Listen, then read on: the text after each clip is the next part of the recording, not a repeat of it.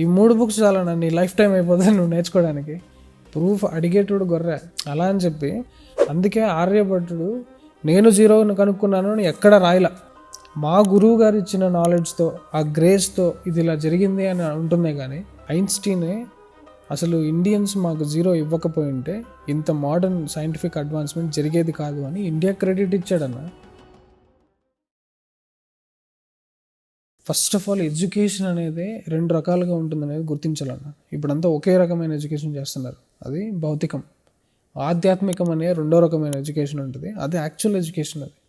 అది నేర్చుకుంటే మెటీరియల్ అనేది ఆటోమేటిక్గా జరుపుకుంటూ పోతుంది.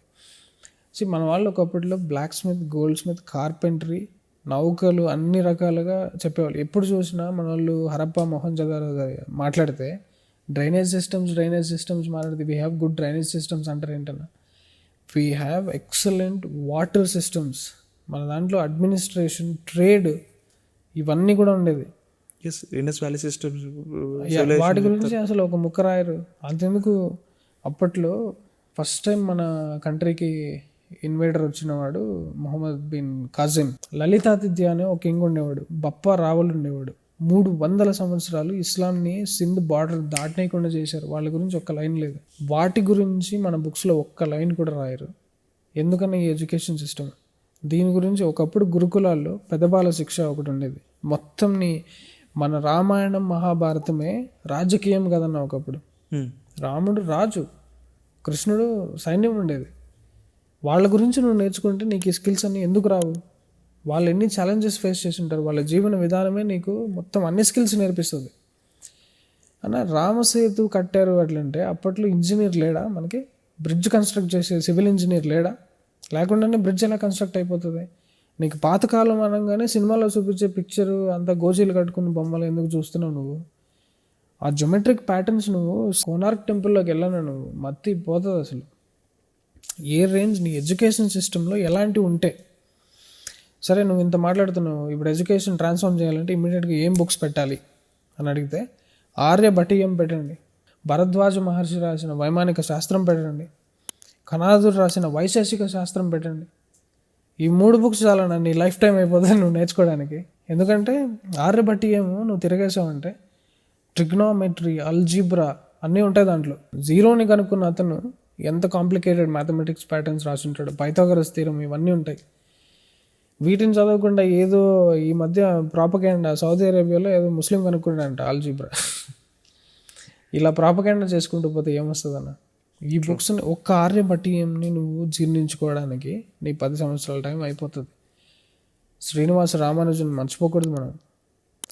ఈ సెట్ బ్యాక్ ఫ్యాక్టర్ ఏంటంటే వీళ్ళందరూ కూడా ఎక్కడి నుంచి వచ్చింది మీకు ఈ నాలెడ్జ్ అని అంటే, మా దేవి అంటారు చూసారా, అక్కడే ఈ సైంటిస్టులు అందరూ కూడా ఇదేదో ఫ్యాక్ట్ ఏంటి, ప్రూఫ్ ఏంటి అని వచ్చేస్తారు. అరే నేను తెలుసుకున్నాను, నీకు ప్రూఫ్ కావాలరా, నాకు కాదు. కాబట్టి నువ్వు తెలుసుకోవాలి. అది నేను ఎలా ఇవ్వగలను, నేను ఎలా చెప్పగలను? అది నా ఈక్వేషన్ అయితే రియాలిటీ కదా. బ్లాక్ హోల్కి ఈక్వేషన్ రాశాడన్న శ్రీనివాస రామానుజన్. ఓకే, ప్రూఫ్ అడిగేటోడు గొర్రె అలా అని చెప్పి గుడ్డి నమ్మకాలన్నింటినీ మనము ప్రమోట్ చేయలేము కదా.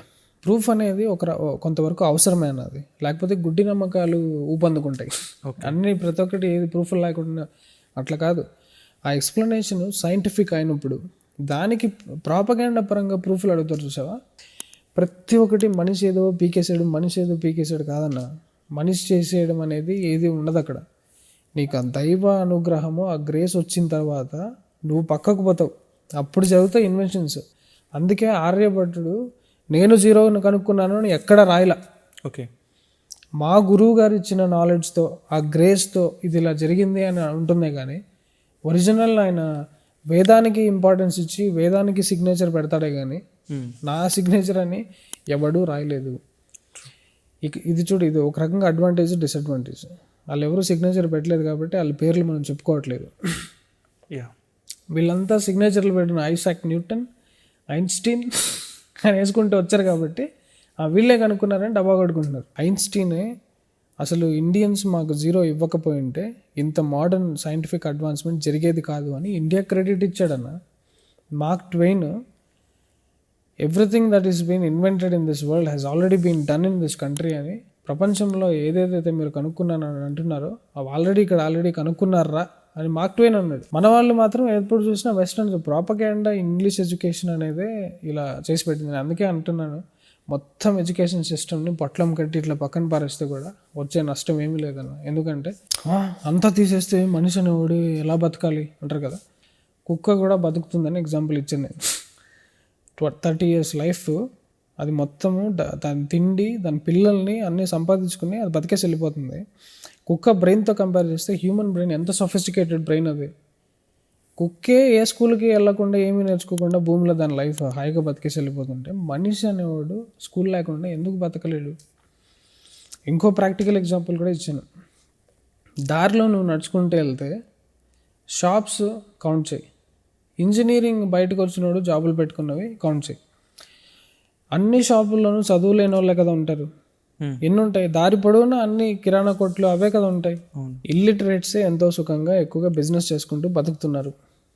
స్కూల్కి వెళ్ళిన వాళ్ళే పని చేస్తున్నారు. అట్లా స్కూల్కి వెళ్ళినోడు సూసైడ్ చేసుకుని పనికి రాకుండా జాబ్ తలకాయ కొట్టుకుని ఎండపోతున్నాడు. ఇక్కడ నేను ఎడ్యుకేషనే కంప్లీట్గా తీసి పారేయండి అనేది కాదని చెప్తుంది. గురుకులాలను ఇంట్రడ్యూస్ చేయండి, పనికొచ్చేవి నేర్పించండి.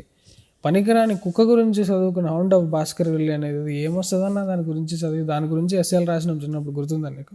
ఏందన్నా అది అసలు చిన్నప్పుడు మనం క్వశ్చన్ చేయలేము, కానీ కొంచెం స్టేజ్ వచ్చిన తర్వాత ఏంద్రా ఈ చెత్త అనిపిస్తుంది. ఆ చెత్త అంటే కంప్లీట్గా నువ్వు హర్ మెజెస్టీ సర్వీస్ని చదివినావు, ఇక్కడున్న ఏన్షియంట్ మన సైంటిస్టుల గురించి ఏం చదవలేదు.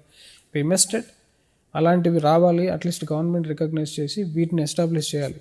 Thanks to Yogi Adityanath already గురుకులాలు స్టార్ట్ అయిపోయినాయి యూపీలో.